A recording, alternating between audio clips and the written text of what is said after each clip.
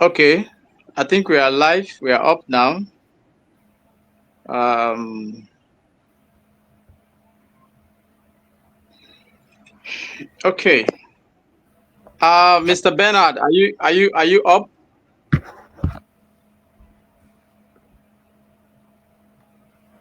Can you hear me, Bernard?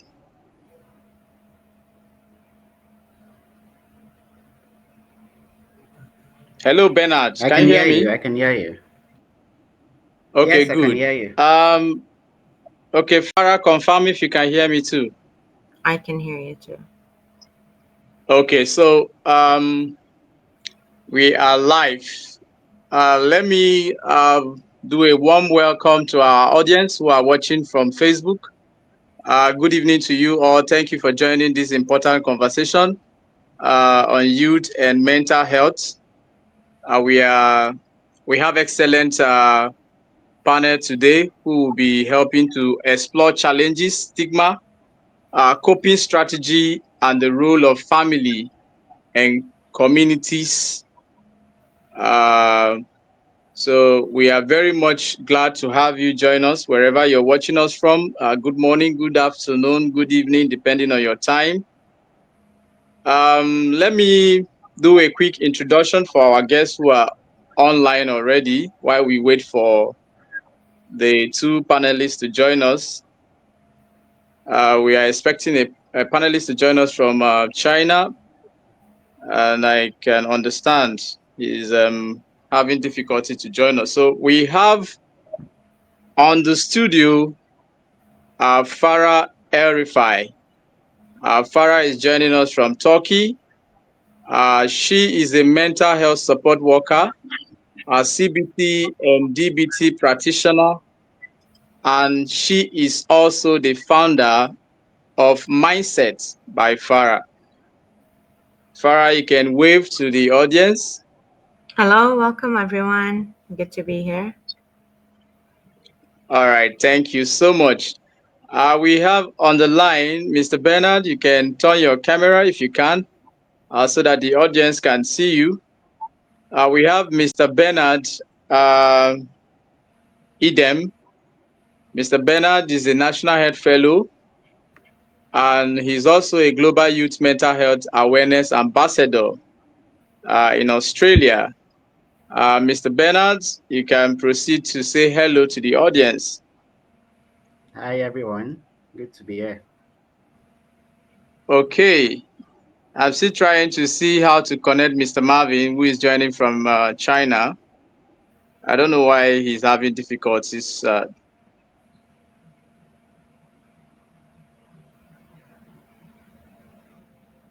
Okay, while we wait for Mr. Marvin to join us and also Collins to join us from United States, this program is organized to educate young people about mental health and specifically to break the silence. We understand the issues that youth face, and most time those issues are not being heard. So that's why we put together this program to educate and to encourage them to speak out when the need arises. So let me just um, let me turn to Mr. Bernard. Bernard will be looking at understanding the landscape. So I would like to begin with you. Uh, okay, I think okay, Mr. Who is Mary John? Somebody is trying to join. Let me see if it's Marvin. Who is Mary John? Just hold on. Hello, Mary John. Is that Mr. Marvin?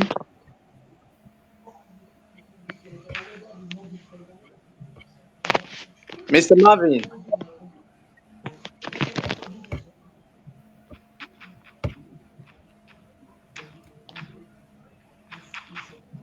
Okay, I think I will be forced to remove maybe Mary John. I was thinking It's Marvin that's trying to join us from here. Okay, so let's proceed. So I was about to ask Mr. Bernard, um, when we talk about mental health in young people, what are the most common challenges you see today, like stress, depression, anxiety, or others? So, what are the most common challenges you see today that young people face? And why do you think young people are particularly vulnerable in this season? So, I don't know if you get my question correctly. When we talk about mental health in young people, what are the most common challenges that you see today, ranging from depressions, anxiety, stress, and others? What can you say about that? All right. Thank you very much for that question. Among many young people, most of the challenges I observe are stress, Mhm, anxiety, depression, like you've mentioned already. And mhm, these are often linked with academic pressure, mhm, unemployment, financial struggles, and sometimes mhm, identity issues. You find out that many young people struggle with loneliness and low self esteem. And this happens most times when they feel misunderstood by their families, when they are misunderstood by their friends, and even the communities that they live in. And trauma also plays a significant role in this. So the challenges that young people face, like you've mentioned already, is stress, depression, anxiety.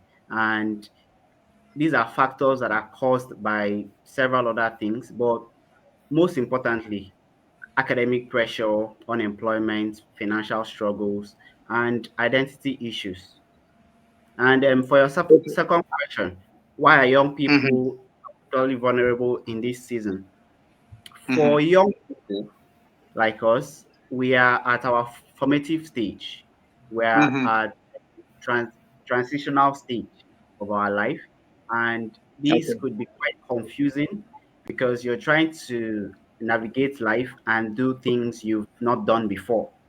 You're trying Right. to you're trying to balance work life, you're trying to balance academics, you're trying to live up to expectations, you're trying to not let yourself down, you're trying to not let your family down, you're trying to not let the society down, and the Right. rest of it. So we are vulnerable in this season because we're still trying to transit into discovering ourselves. We're still trying to understand ourselves as young people, as humans. So it's a stage where, if you're not careful, you could make mistakes.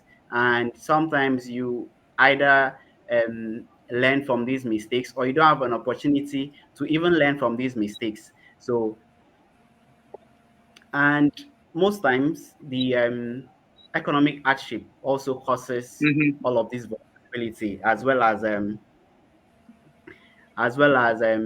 unemployment, peer pressure, and all of that. So youths are particularly vulnerable because they are trying to navigate life, and then they are trying to see how they can get their lives together, do one or two things. Some people are juggling with jobs, some are juggling with school, some are done with school, trying to get jobs and all of that. So it's actually a very delicate phase of our lives as mhm. young people. Right. Thank you so very much for that insightful contribution. And you really went in depth. I will come back to you, Bernard. Let me turn to Miss Farah, the mindset expert. So let me ask Farah. I'll come to you. I'm trying to. So let me come to you, Farah. So let's look at coping and resilience among young people.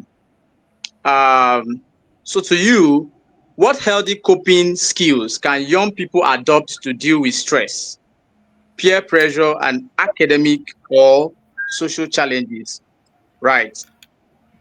This is a loaded question, to be honest, because Mm-hmm. it's so much easier said than done, especially when we're talking to the youth, where, as Bernard said, there's a lot of things that are contributing to their own mental well-being. Right? There's a lot of internal pressure and external pressure that is happening, and one of the most important things that I would advocate for is journaling um, our feelings instead of bottling them down, especially with the youth.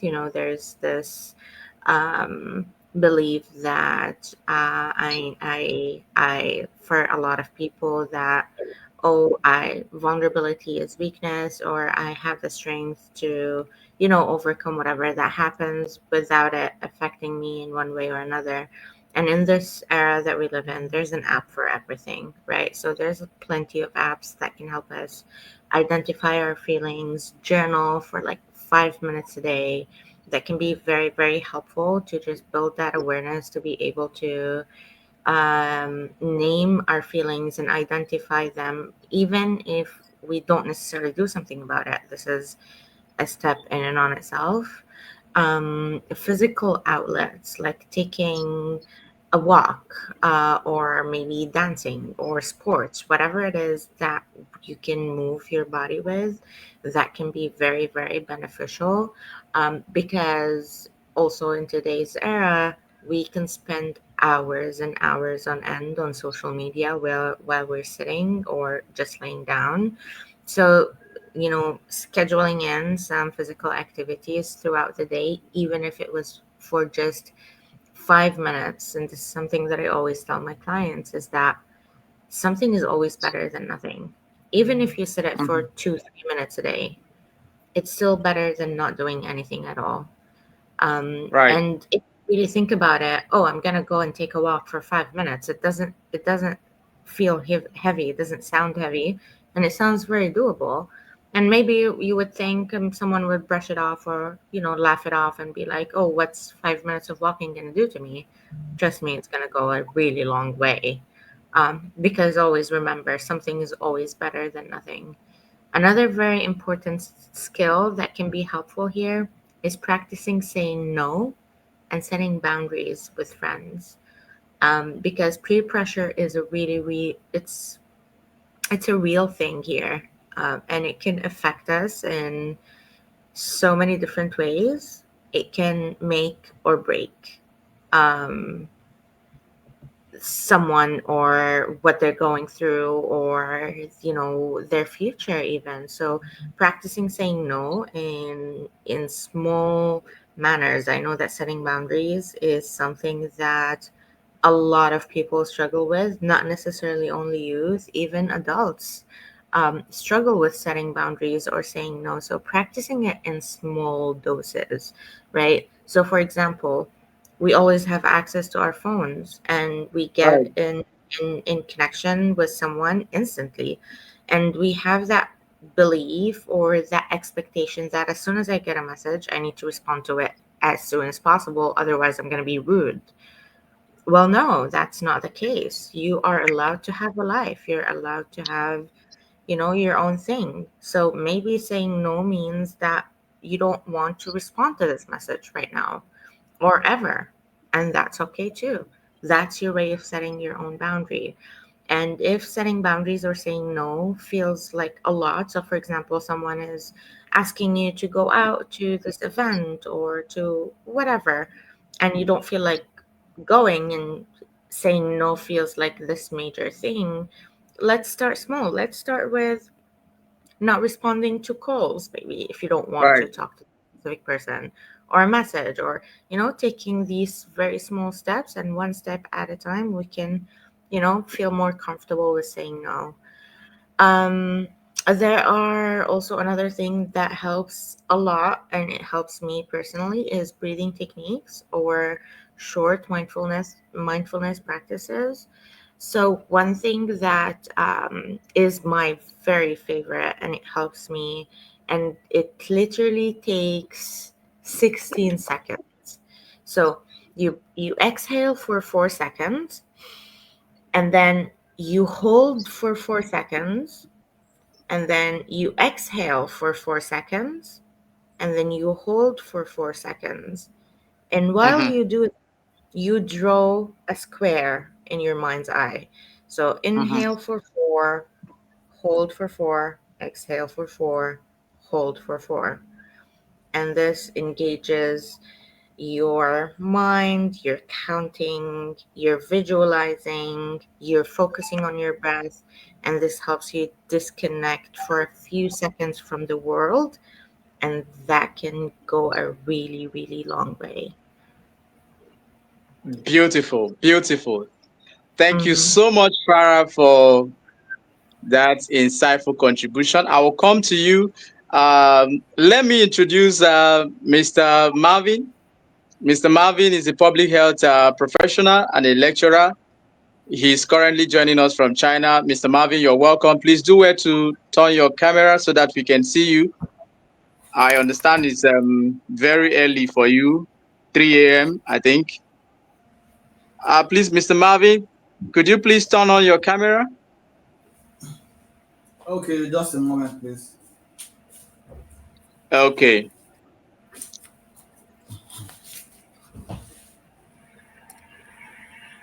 Let's have, okay. Yes, Okay. thank you so much. I can understand. I sincerely apologize for taking part of your sleep. Let me just come to you straight. We've started already. Let me come to you, Mr. Marvin. Let's look Okay. at stigma and access. Um, and what I have here for you is why is it still difficult? Why is it still difficult for youth to talk about their mental health? And what role does stigma play? Why is it still difficult for them to talk? And what role does stigma, play to that? Okay. Good morning, everybody. Yeah, Please I know confirm it's you can morning hear for me. you, but yeah, Oh, sorry. Good yeah, morning it's and it's good nice. evening to wherever you are. Yes, and before you proceed, please let me introduce Farah to you. Farah is joining us Okay. from Turkey, and she's the founder of Mindset by Farah. She's also um, Farah is also a mental health support worker, a CBT and DBT practitioner. She's joining from Turkey, and we have Mr. Bernard on the call. Bernard is a National Health Fellow and a Global Youth Mental Health Ambassador in Australia. So thank you very much. I think I've been able to introduce Mr. Marvin to you. So, Mr. Marvin, you can proceed. Okay. Thank you and all invited guests. Very pleased to meet you all. So, basically, why youth still find it difficult to talk about mental health is because of let's say, is it shame and also the fear of being judged. You know, we are in the African society. We in the African society where men are expected to be strong and demigods per se. Any man Mhm, that tends to speak out when they are being abused or facing any mental health challenge, they tend to talk it in and they say, "Don't cry." That's it. That you're supposed to be a man. You shouldn't go about complaining like a woman. So that's for me. That's basically the main reason why men don't speak up in any part of the African society you find yourself. In fact, even here in China, when you sit with the guys, even when they are having a lot of challenges, you see them try to come out tough. In fact, even if they are able to speak out, it should be just among the men, and they won't want to make it public. You get. So that's yeah. basically the main reason why men find it difficult to speak out, and also the fear of being stereotyped as a weak man. You get is what Mhm, is what make men also don't want to speak out. And what's the role of stigma? You know, when you are being scared of being stereotyped or called a weak man, that stigma on its mhm, own makes you want to shy away from the truth.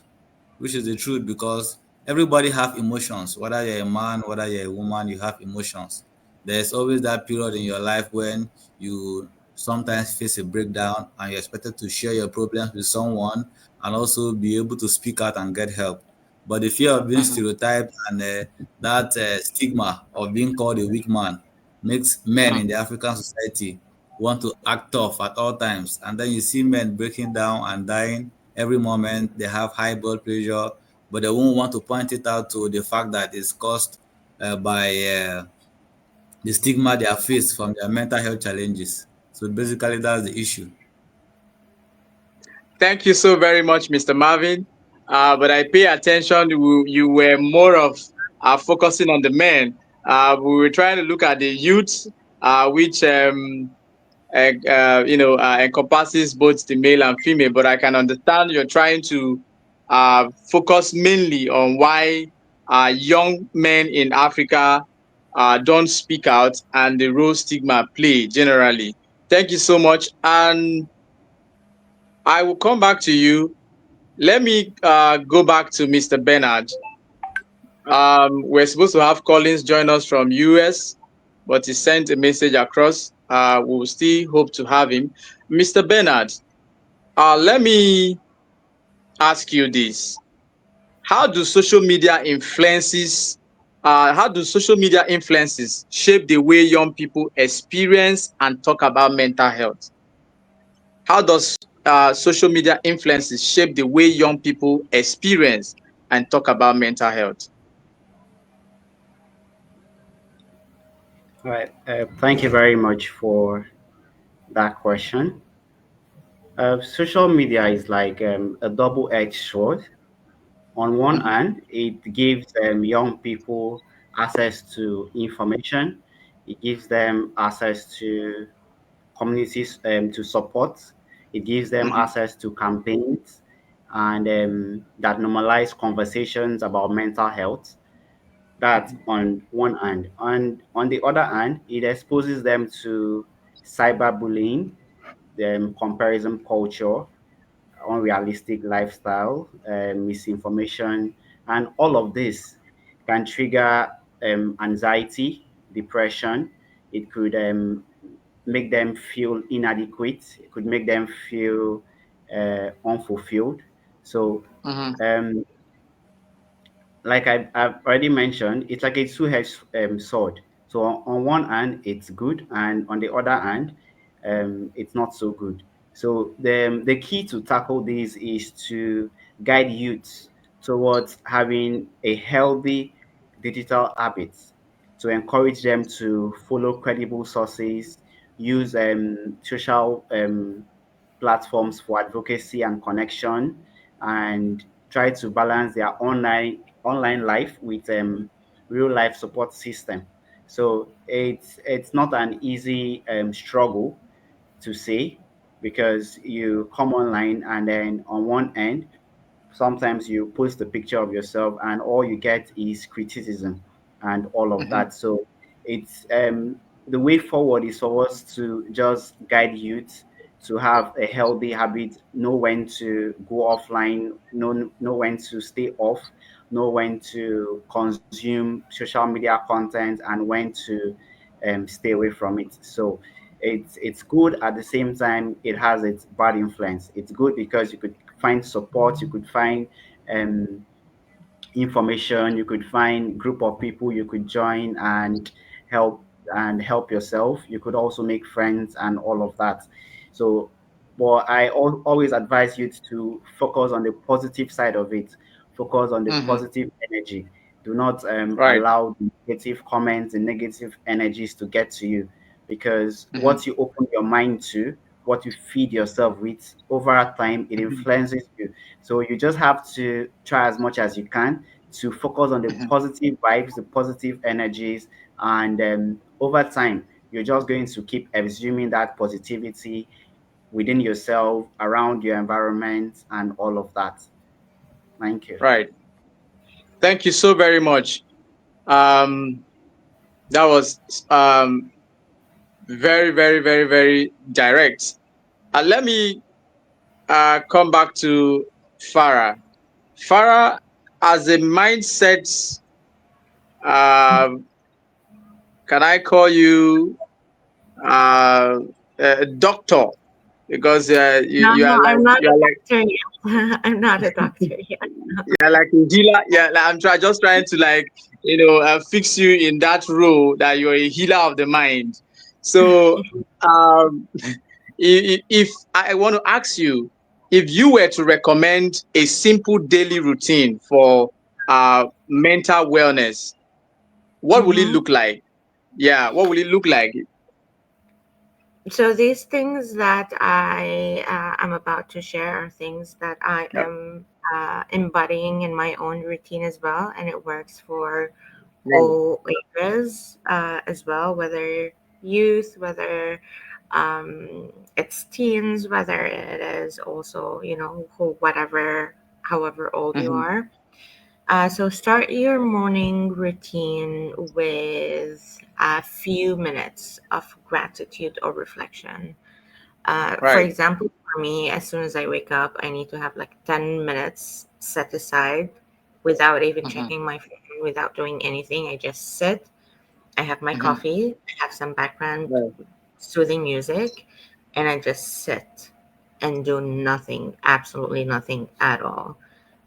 This Mm-hmm. helps set the mind and start the day with a positive mindset instead of waking up and immediately checking your phone, which is something most people do. As Mm-hmm. soon as you open your eyes, you hold your phone and you start scrolling on social media, or you start seeing your notifications, or you're not allowing yourself to take some time for yourself to reflect, to just Right. be, exist. So this is something that is very, very important for me. Another Mm-hmm. thing is moving your body, as we said, even just taking a short walk or just Mm-hmm. stretching. Just keep your body alive. Eating balanced meals and Mm-hmm. hydrate consistently. For Right. me, to be honest, I'm not the best at this. I eat a lot of junk Mm-hmm. food, and I am able to notice the difference when I'm eating healthy. How does that reflect on my mindset and how I Right. feel, and when I'm eating junk food and the effects of it? So, just being intentional on what kind of things we're putting inside of our body, that can Mm-hmm. go a long way. Something that I'm also not the best at, but I'm consciously working on it as well, is Mm-hmm. scheduling at least one enjoyable activity each day. So do something Mm-hmm. that you enjoy, not what other people want you to do, what you think Right. other people would like. Do something just for you, one thing Mm-hmm. minimum a day. Um, and one thing that might be challenging for a lot of people is Mm-hmm. limiting screen time or social media scrolling. We spend Right. a lot of time on social media, and that does not reflect positively on our own mental wellness, because Mm-hmm. everyone out there, they're sharing their successes story, all the things that are going right with them. Nobody, like very few people, actually go on social media and share how things are not working out for them, right? It's all one good thing after the other, and we sit and we reflect, and we start thinking, oh, maybe I'm a failure. These are all those people online that are having all those good things that are happening to them, and here I am on my couch, not doing anything, not accomplishing the things that I want to accomplish. So we absorb it and we personalize it, and we tend to think then, oh, maybe there's something wrong with me. Why are all those people having all those successes, and then there's me just scrolling on my phone? So limiting that access to social media, that can go a long way. And as I said before, I don't want to sound repetitive, but these things really work. But check in Yeah. with your emotions, whether it's journaling, whether it's mood tracking. Just Mm-hmm. literally, it would take, like, I have an app on my phone that literally takes 20 seconds. It would send me a Mm-hmm. notification. It would ask me, what are you feeling right now? I don't even write it down. There's all the options in front of me, and I just click on it, and that's it. Mm-hmm. So It helps me track what I'm going through, what my moods are, how I'm feeling. It just builds that awareness, and it can be really helpful. And lastly, it might sound like something that is basic, but prioritize sleep with consistent bedtime. Hmm. Um, a lot of the time when we go about our self-care, we tend to think that, oh, I need to go to the gym, I need to go to the salon, I need to have a spa day, and we go to all these extravagant things, which are valid and they count, but that's not what Hmm. all self-care is all about, right? Sometimes we need to go Yeah. to the basics: eat, sleep, rest, and do something that is enjoyable, detach, set boundaries. So setting time where you set a healthy sleep hygiene, where you're detaching from screen time, you're unwinding, maybe meditation, or doing some yoga if you're into that, or reading if you're into that, or just sit there and do nothing, and unwind before you go to bed every night. That can also be very helpful. Correct. Thank you so very much for that piece of information. I think you will need to recommend that app for me. I'll send you a DM to do that, to recommend that app to also monitor my. Uh, Thank you so much.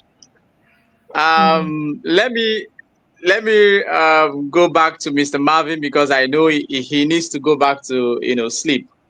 Mr. Marvin, as a Nigerian, how do we break cultural and social barriers that stop young people from speaking out? How do we break those barriers? You see somebody with mental health, that sometimes they tell you is a winch. These things are common with us. So how do we break those barriers?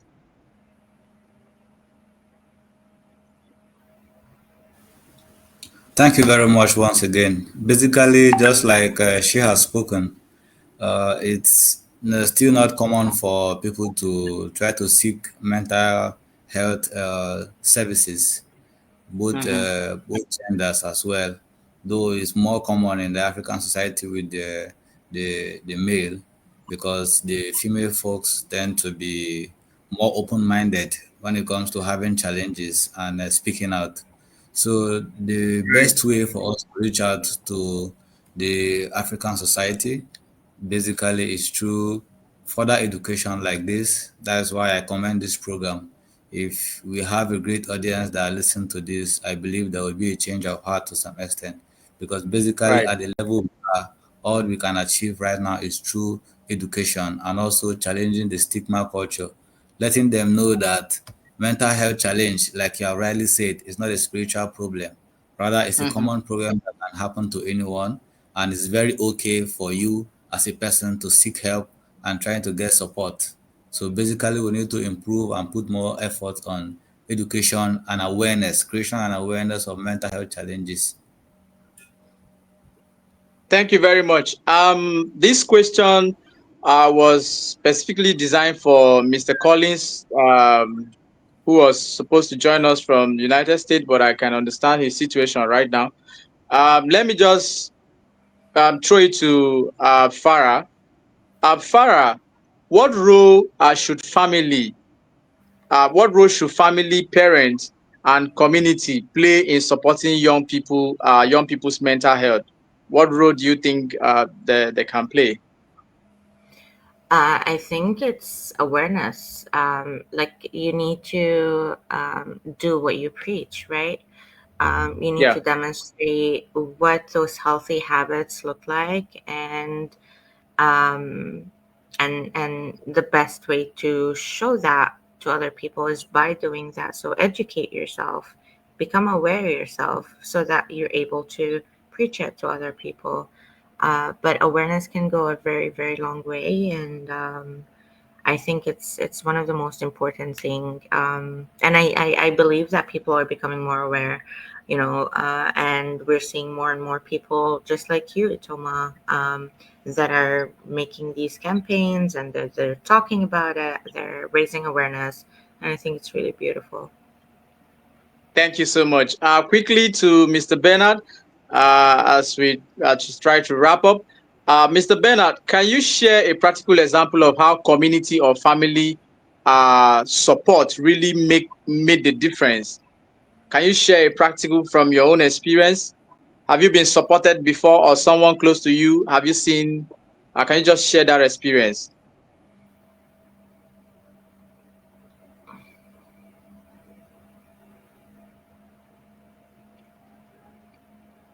Please repeat the question briefly. Yeah, can you hear me? I can hear you. Okay, I'm asking, can you share a practical experience? It could be personal, it could be, what you witnessed from someone else. How community or family support really made a difference. Have you witnessed any of such, or have you experienced, where family support really made a difference in changing someone's mental health situation? Oh, great. Thank you very much for that. Yeah, I've seen a situation where family support helped in changing the mental health situation of someone. And this just goes a long way to say that support from close ones, support from loved ones, go a very long way to help people who have depression, or to help people who feel lonely, because not having someone to talk to, not having someone to communicate with, could actually make someone feel quite depressed and make them to do things they wouldn't want to do on a normal basis. Maybe resort to taking hard drugs, or resort to harming themselves, or doing things that they shouldn't do. So um, family support really goes a long way. I really wouldn't want to share the particular situation, because I don't know if the person is watching and might not want it to be shared. But it wasn't a young person per se, but an older person that had some marital issues. So family had to come together to help. So, and that really helped the person come out of depression. Correct. Thank you very much. I love your sense of confidentiality. I appreciate that. Let me, as we wrap up, let me go back to Mr. Marvin. Mr. Marvin, what resources or services are available for young people, particularly in Nigeria, for young people seeking help, and how can they access them affordably and safely? Are there any resources or services available for young people seeking help, you know, and how can they access such services? So basically, in Nigeria, I can only speak for Cross River State, where I've been for a very large time. I think just recently the state government launched a mental health initiative in Mhm. general hospitals. I think they have a session there now where someone can walk into, and they can create a safe space for you to air out whatever challenges you are facing. I learned Mm. that that unit was created due to, I think, pregnant women and mothers with newborn that normally suffer from Mhm. PTSD due to pregnancy and delivery and all the excesses that comes with that. I think that's what they say. That's what prompted that unit to be created. So anybody can walk into any of the general hospitals in Cross River State and ask for help, ask for the mental health unit. Go there, there's a psychologist that you can speak with, and then the person will guide you through whatever challenges you are having and help you come out of it successfully. Beautiful, beautiful. That's a great one. We will hope to research further on other services across the country. As we wrap up, I want to sincerely thank you all for being part of this program. Your time is very much appreciated. Before we go, I would just like each and every one of you. Let me start from Farah to just in one sentence or two. What is one key message or practical advice you would like every young person listening today to take away about mental health? Over to you, Farah. That's a really good question. I think what I would say is that whatever it is that you're experiencing, you're not alone in this. There's plenty of people who are going through the exact same thing, and opening up about it, being vulnerable about it. This is the only way that you will get to connect with other people and you can get support and support other people, because otherwise we'll feel isolated. We'll feel like we're the only one. So speak up. Right. Thank you so very much. Over to you, Mr. Bernard. What's your final word to the listening audience?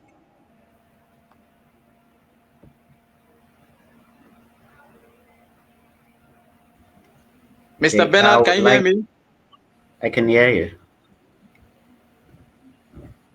I would You like can proceed. to urge everyone to learn to take a break. Learn Hmm. to take a break That's when you think you need it. Take a break from work, take a break from social media, take a break from pressure, take a break from anything that stresses your mental health. Just learn to take a break. Learn to say no, learn to say yes in a very good way. So, final words, learn to take a break. so to you, thank you so much. Do you think it's also okay to take a break from a toxic relationship? Like I said, take a break from anything that stresses your mental health. Thank you so much. Over to you, Mr. Marvin, your final words to our listening audience. So basically, I would say these situations that stresses our mental health are inevitable. You can never be 100% sure that these situations won't occur. And my advice is that whenever these situations come on board, you should learn to be aware of your environment and know that it is okay to speak up. For you, speaking out and seeking help doesn't make you a weak person. And Hmm. also, it begins with us as individuals to provide support to people around us. When someone is Great. trying to speak up and trying to get support, we shouldn't talk them down and make them feel like they are weaklings for airing out and trying to get support. So it begins with us as well. You may not be a sufferer, but you may be a comforter. So we should try to see how we should let people know that it is very okay to speak up, and most especially to the male, it is okay to Mhm. cry. Sometimes when you cry and you speak out, you begin to get that relief and you begin to feel better than where you were before. So it is okay to speak out. Wow, this is so beautiful. So for me, uh, it's okay for me to cry as a man.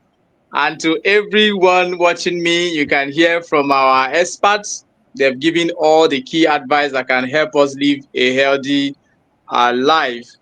We've been advised to speak out when the need arises, and we also been advised to walk away, to say no, and to take a break.